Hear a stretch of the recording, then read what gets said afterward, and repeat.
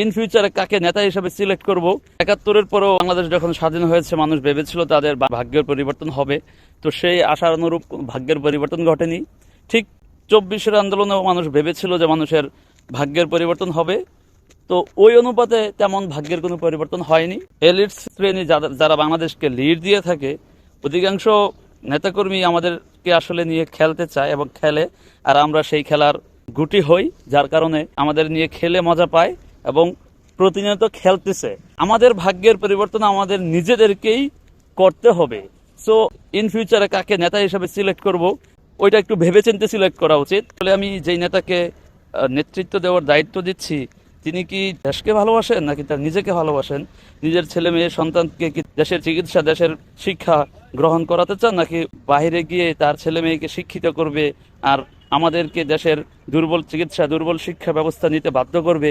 এমন নেতা আমরা সিলেক্ট করব কিনা তা ভাবার বিষয়। যদি আমরা ওইরকম নেতা সিলেক্ট করি তাহলে আমাদের ভাগ্য এখন যে এরকম আছে ফিউচারও ওইরকম থাকবে। আর আমাদের নেতা যদি হয় ওইরকম যে আমি যে চিকিৎসা নিচ্ছে আমার নেতাও সেই চিকিৎসা নিবে, আমি যে শিক্ষা নিচ্ছি আমার নেতার ছেলেমেয়েও সেই শিক্ষা নিবে, তাহলেই নেতা আর দেশকে উন্নয়ন করবে এবং দেশের জনগণের ভাগ্যের পরিবর্তন হবে।